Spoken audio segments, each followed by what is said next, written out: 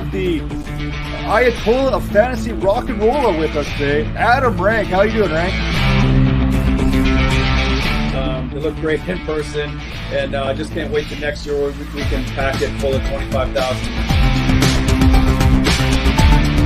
Hey, Bob, how you doing? Hey, I'm doing great. I didn't know it was Ball Guys Day. It was being ranked. I mean, how do you lose? This is the Dynasty Vipers ViperCast.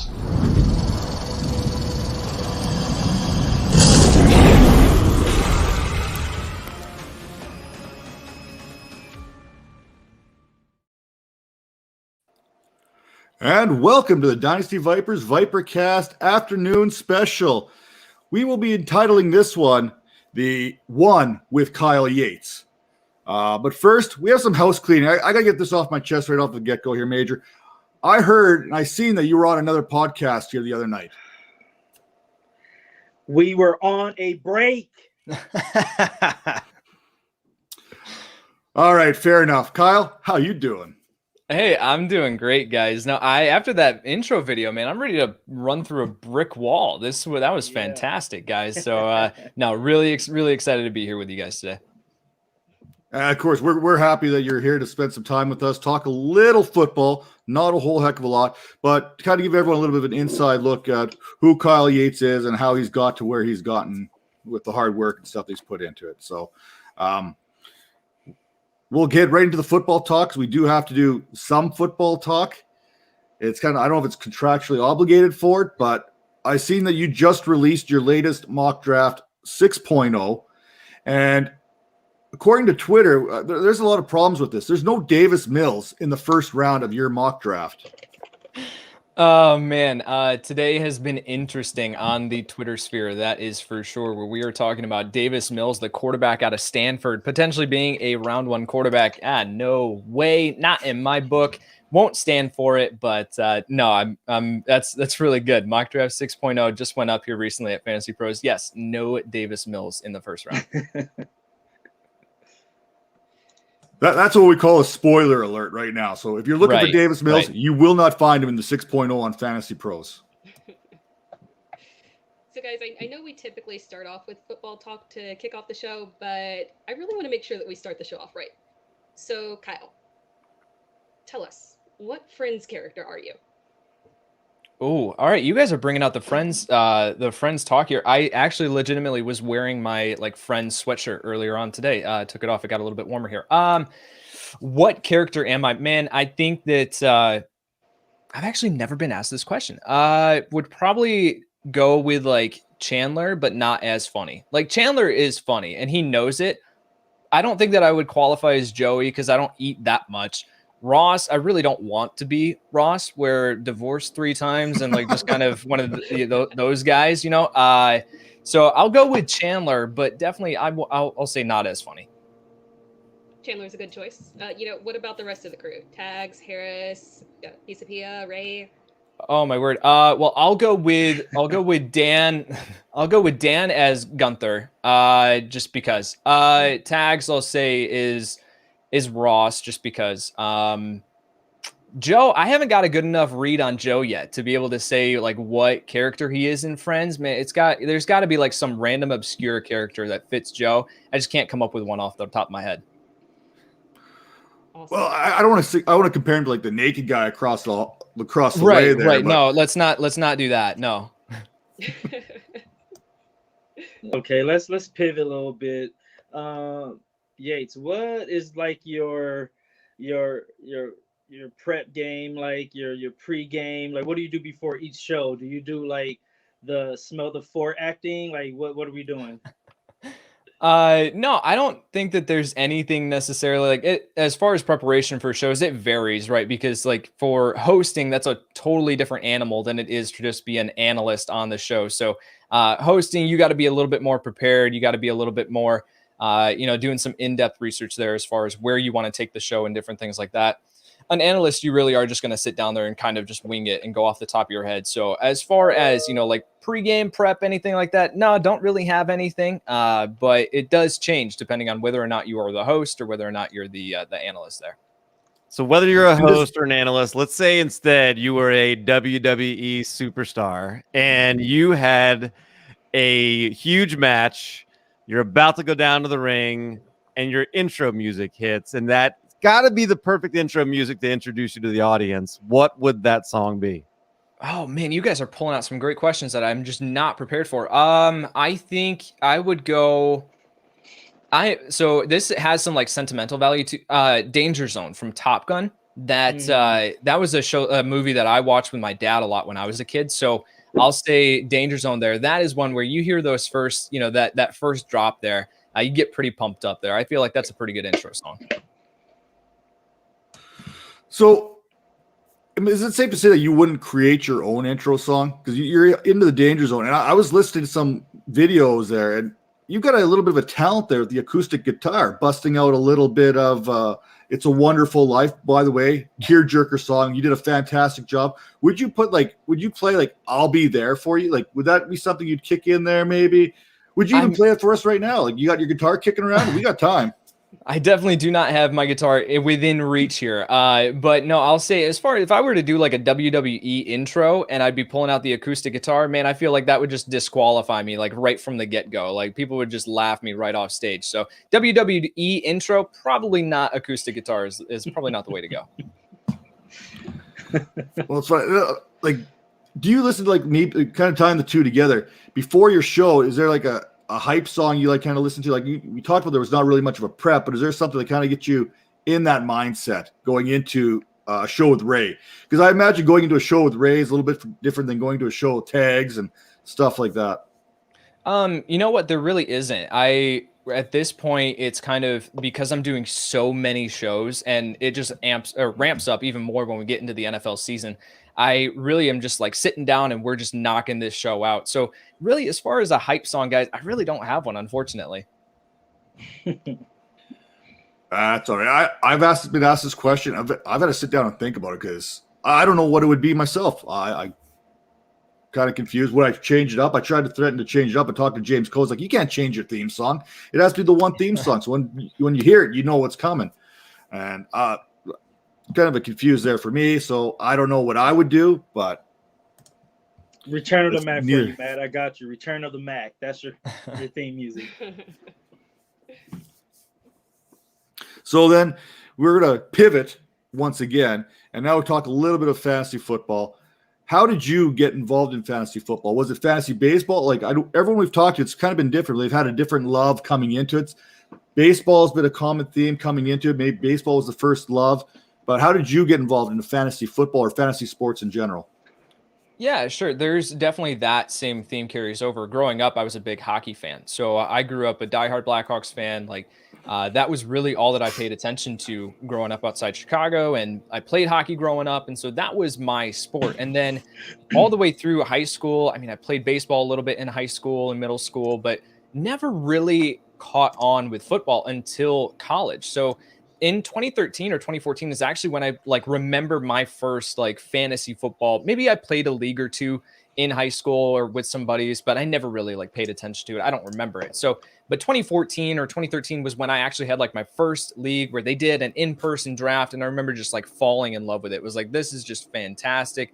And of course, still at that point, I had no idea that I would be working in that industry here 7 years later at that point. So relatively still new to playing fantasy football. But yeah, if we look back, hockey was my first sport. And at this point now, I'll catch some games here or there, but really I'm just immersed in football. I try to spend as much time as I can learning about the sport, the in-depth analysis and paying attention to everything, where I just don't have the time to pay attention to anything outside of that. So I haven't watched baseball, I haven't watched basketball a ton, but hockey, I'll still try to catch here or there. See, and I love that because I got started. My Twitter actually started as a hockey account. You know, I'm Canadian. I'm a Zamboni driver by trade.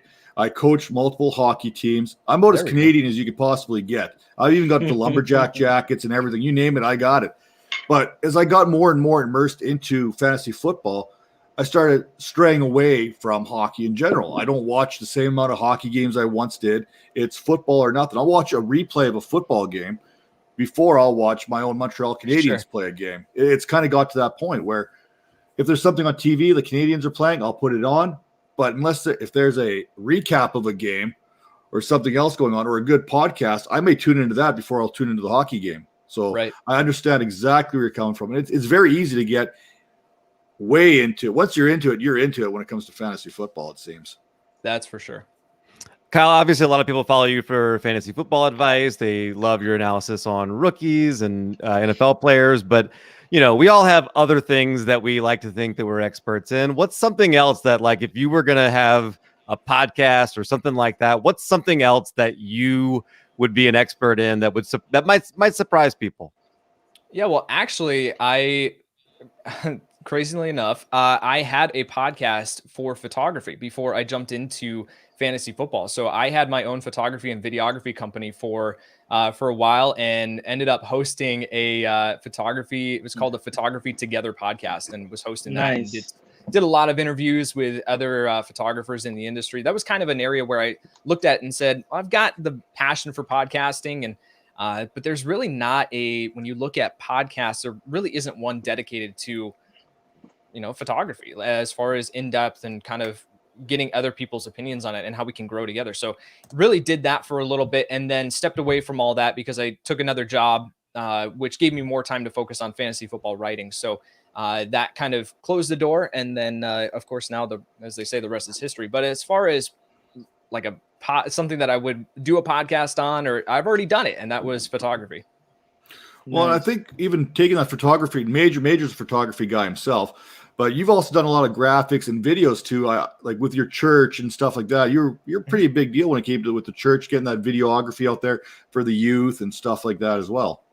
Yeah, for sure. That was my job before I ended up doing the photography company. I was an assistant tech director as a part-time position at my church there. And so, yeah, I did a lot of graphic design work to video work, which just set me up perfectly for, the photography company. And then later on now, I still get to incorporate those in other ways. And it does still allow me to have an appreciation for what the team does here at Fantasy Pros, right? Because we're not the ones that are editing the video and producing the podcast. We've got people that do that. John and Chris are both our producer and video guys, and they just do a phenomenal job. And it allows me to be able to have like an appreciation and recognition of what it takes to do their job and to do it at such a high level. So yeah, it's a very wide range of, background and experiences. This only helped me as I moved into this career. Do you still find time to shoot at all, or? I don't. I'm looking in my closet. I'm looking right at my Mark III, and Nice. I have not touched it in over a year. So I've legitimately had the thought of should I sell this thing? Oh no, I shouldn't. But yet I might have to pull the trigger on it soon because I have not touched it in a while. Yeah, it happens. So if you weren't doing the Fantasy Pros thing and you weren't doing some photo shooting, would you get into maybe toddler yoga? Would that be something you'd be kicking around? Potentially, that's I'm a dad of a toddler, and my son is definitely getting to the point now where he's just a handful. I love being a dad, and the toddler phase is so much fun. But yeah, I don't know if toddler yoga would be definitely a successful long-term career. I don't know how many people would be paying to have me do that. So I'll just say I'll do it on the side for fun. I just got to kick it out. You're in the video and you're in the yoga. He's in the yoga. He's gone and you're still doing the yoga. You're committed to that role. I just love that Kyle was fully expecting to get Rashad Bateman questions, and instead he's getting toddler yoga. For sure. This is completely different than what I was expecting, but I absolutely love it. Yeah. I mean, toddler yoga would work in LA. I'm in LA. That seems like There we go. Hollywood thing to That does. Have you gotten him into football yet? Have you indoctrinated him yet?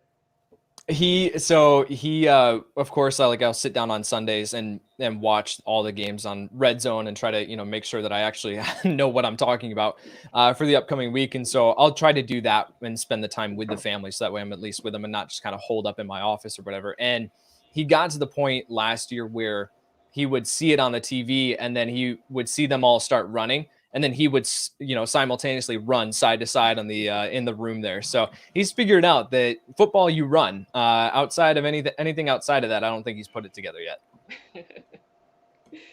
So yeah, to kind of take it back to football. So football's the job, but I'm sure at the core you're still a fan. So have you ever been starstruck on the job? There was a moment so this is a little bit different now with everything going on with his situation, but at a day or two after I came on board with Fantasy Pros, we went down for our company retreat. We're an entirely remote company, so we all gathered together last year in 2020 before the pandemic, and we were in Orlando. And we were all at the Orlando Magic game. They had bought 2 courtside seats, and we were rotating the people, some employees there. So we had 2 guys that were there for the first quarter, and then myself and another new guy came down for the second quarter on. And as we're sitting there courtside, 2 rows off, Deshaun Watson comes up and sits in the seat directly in front of me. And so that was like, I am my first week on the job. And now I'm sitting here and I'm talking to Deshaun Watson. That was just like a completely like surreal moment. Like I finished talking to him and my hand was like going like this, I was just like so nervous. Now I think it would be a little bit more relaxed. Like I'm now more comfortable in the position that I'm in, but yet we don't interact a ton with NFL players. So it happens here or there, but yet not to the point where I still wouldn't be like starstruck if I encountered Deshaun Watson again or Tom Brady or, Patrick Mahomes. Like I would still definitely have that type of reaction. Yeah. Yeah. Were you ever afraid that you would stink on the job? And like, I mean, like literal stink, like have to jump in the shower and maybe like, have you ever used Charlton Heston's shower? Maybe. I have not. The answer was like, I have not. Let's bring it back to your career a little bit. So what are some of the relationships that you've made that help you along your path to get to where you are today? Yeah, absolutely. So I think with going back to when I started my like Twitter account, and that was back in maybe 2018 or 2017, I can't remember, and still had a very, very small following. I remember interacting heavily with Mike Tagliere. Like Tags would interact with me quite a bit, and I would ask him questions, and he would always be quick to respond and things like that. And so I can point back to and say, Tags definitely at one point. I can look back to Kyle Borgognoni over at the Fantasy Footballers. He's their editor-in-chief, and he was the one who brought me on board onto the writing staff. That was kind of what gave me my jump to be able to make the jump to Fantasy Pros. So Kyle definitely is one who I attribute a lot of my like just career and where I'm at to. And then of course Andy, Mike, and Jason over at the Fantasy Footballers. They've been guys who so I encountered fantasy football and it kind of took that love for it a little bit deeper because of their podcast. And so being able to start listening to them and being a loyal follower and fan of theirs, and then being able to interact with them on a whole other level when I was on the writing staff was just fantastic. So I can look back and say those are the names that come off like to the top of my head as far as guys who I can point back to and attribute my success, quote unquote, in this industry to, guys who I owe a lot to. Tags' name has come up a lot, it seems like, on this show, and seems to be just a great guy that is helping a lot of people. And, obviously you're at a position now where I'm sure people come to you for advice and ask you like, hey, what do I need to do to make it in this industry? And we've gotten a lot of feedback on this show from people that watch this and take a lot out of listening to guys like you talk. So if when somebody comes to you and says like, hey, how do I make it in this industry? What's your typical response? Yeah, I think it's two-sided. One is be yourself, right? Because there are a lot of people who want to be in this industry in some way, shape, or form, and you can bring to the table what only you can bring. So being yourself, being your personality is huge to be able to kind of separate yourself and give yourself your own voice. But then additionally, it's going to take hard work. Like you have to put the work in. I get this all the time where like someone who doesn't have like a profile picture on Twitter, it's just like the little egg or whatever we classify it as. And they like message me and they're like, hey, is Fantasy Pros hiring? And, I want to say at that point, like, I don't even respond to him, quite frankly, because it's like, you are just immediately assuming that you're going to be hired just because you reached out to us. Like the people who put in the work, the people who have the portfolio, the experience in being diverse, right? As far as being able to write, being able to do video, being able to podcast and communicate well and succinctly, like having that all together is going to be what sets you up for success as far as being able to break into this industry. So I think, yeah, being yourself, providing your personality and bringing that to the table, but then also knowing that it's going to take hard work. You're going to have to put the work in, and that no one's just going to hand you something in this industry. So you talk about the diversity 50-50 between being able to do the writing and the audio and the video. But do you have a preference between which one of those you prefer? I'm sorry, I can't hear you. Oh, I'm sorry. That's No, better. it like was breaking in and out. I just missed the last part of it. Just your preference in terms of whether audio or video or writing is your favorite to do. Oh, as far as my favorite to do, I think definitely podcasting is a ton of fun, especially when you can get the right people to be able to do it with. So I think podcasting is a ton of fun. I enjoy writing, but that's not like my like sweet spot. That's not necessarily what I love to do. And then as far as video, like short, quick hitting forms of video, I've become a lot better at that as I've adjusted to the job here at Fantasy Pros. But I can look back on like my first videos that I did and I'm like, oh my goodness, this is terrible. So I think definitely having like an appreciation for that. But as far as if I had to identify one of those main categories, I would probably say podcasting. So short videos like TikTok? No. So like our YouTube where I can give out the advice. TikTok, I have not gotten the hang of. I love TikTok. I will sit on TikTok for hours and just laugh my head off. But no, as far as the quick hitting videos, that on TikTok, that has not become my specialty. Well, it's kind of funny because we sat down. So everyone we've spoken to is like, you know what? A group of 5 on a podcast is good. You kind of bounce each other off. 2, you kind of feed off each other. If you do that one-on-one, you're breaking down. It's only you, and you're looking at the camera, and you're trying to give your feedback, and it's a different game altogether when it's just you and the camera going at it. It really is, and a lot of people will, just say like, "Oh, I can do their job," and I kind of had that thought too when I was. I had 200 followers on Twitter, and I would look at someone who was doing fantasy football advice, and I would say, like, I can do that. And then you sit down and you actually try to do it, and you're like, oh, I can't do this. This is a lot harder than I thought it was going to be. So, yeah, once you get – it's all repetition. Once you get into and kind of just get your – like it's a muscle that needs to be exercised. As long as you can get in there and continue to build it, it will eventually turn out to be something that you're strong at. All right, so we got a couple of rapid-fire questions for you here real quick. Sure. Are you a fan of kickers and IDP? Do you play college fantasy football? Fan of kickers? No. I am not to the level of Jake Seeley. But no, none of I think I was in 12 leagues last year. None of them had kickers. IDP, I personally have never played in an IDP league. So, and that's not something that I really plan on doing. I know that it's got its loyal fans and people swear by it, but that's just personally not something that I'm super interested in. And as far as fantasy college football, I'm in a campus to Canton league. So you draft the players that are coming in college, and then you have those for your entire, they transition over into the NFL. So I'm in one of those, and that is just an entirely different beast as far as, what from Dynasty and everything like that. That is a jump. But as far as specific college fantasy football, no. Those college to Canton kind of leagues, they kind of make you a better analyst altogether, especially when you start to do your rookie profiles. Because now you've been looking at these college guys a little bit more than what you normally would be going into your regular draft. So I think that's a fantastic league in general to get into. Redraft or Dynasty?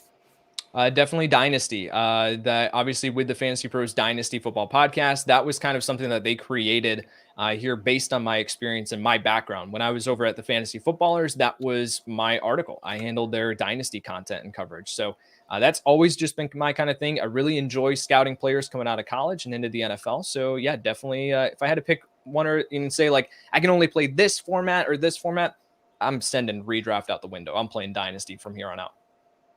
And we know Friends is your 101, but Office or Parks and Rec? So I'm actually wearing a Bears Beats Battlestar Galactica t-shirt right now. So you would assume it's The Office, but I am a big Parks and Rec fan. I absolutely love that show. You mentioned like the LA, and toddler yoga or whatever. And I was thinking like, that just makes me think of when Tom and Donna go to LA and they have like the sushi where it's owned by like celebrity sushis or, like the sushi that these celebrities had, that's an in-depth reference there for you. But that was like what came to my mind. So I love Parks and Rec. So Friends would probably be my 101. Right behind it though, How I Met Your Mother. I am a big How I Met Your Mother fan. That is a sleeper pick right there. He definitely took us off there. It's like the guy who goes, you know what? I'm a running back guy. I'm not going to take a wide receiver. And then also you take a wide receiver at 102 in your regular startup draft. I really thought you were going with The Office there at 102. Before we get to go where we're going here, one more quick question. You said about making your mark in the industry. Have you talked to Rich or Garrett about royalties for the Dynasty Nerds logo? I know that came up here a couple days ago. That did come up. I did an episode with Garrett Price, who is a good friend of mine, and someone pointed out on their YouTube channel that like literally the Dynasty Nerds logo is like identical to my face with my glasses, so I couldn't unsee it. And you go look at on my Twitter, you can see like I've got the pictures there. It's hilarious. I was like, Garrett, what is up with this, man? You built a logo based off my face and you didn't even tell me. That's funny. I don't know if I'd be flattered or almost offended at that point. I'm not sure which way that would go. Right. Last question. Any advice for those of us trying to get into pickleball? Man, I haven't. Do you know the Kyle Yates from pickleball? Oh, that's why. Okay, I was like, why are you asking me this question? I was like, I don't know what I have on my like profile that would indicate pickleball. No, yes, there is another Kyle Yates who I think is like the same age as me, who is like a pickleball like world champion or something like that. So definitely not to the, I've played pickleball, but definitely not to the level of where I would be able to hand out any advice to the level of that other Kyle Yates. That's for sure. Well, Kyle, it's been a pleasure here. You just want to kind of wrap this up, tell people where to find you, what you're doing next, and all that other fun stuff. Yeah, of course. Thank you so much for having me, guys. This was a ton of fun. Definitely different than the other interviews that I've done, but I really, really loved it. Nice. No, I've got the Fantasy Pros Dynasty Football Podcast is going on here twice a week. If you play Dynasty, where Ray, Garvin, and I are just covering these rookies in depth as we lead up to the NFL draft. And then we're doing the rookie profiles over on fantasypros.com. So if you ever have a question about what exactly Devontae Smith brings to the table, or Dwayne Eskridge, or a Rashad Bateman, or any of those players, just head over to fantasypros.com. You're going to be able to find in-depth scouting notes there in a really sleek design. Our graphic design team has just been killing these rookie profiles. So ton of information over there. Really, really useful for you. Well, Kyle, it's been very great to have you on the show. It's been very useful for all of us, so to speak. Hopefully you come back on here with us again sooner than later, have another conversation, have another one of these odd interviews that really has nothing to do with football, because I think it gave a nice little look of who you are as a person. Metaphorically speaking here, you're like our lobster, so we will have you back anytime. Another Friends reference dropping. I love it, guys. I love it. For Yates, for Tera, for Major, for Calvin, I'm Matt Donnelly. This is Dynasty Vipers ViperCast. And we're gone.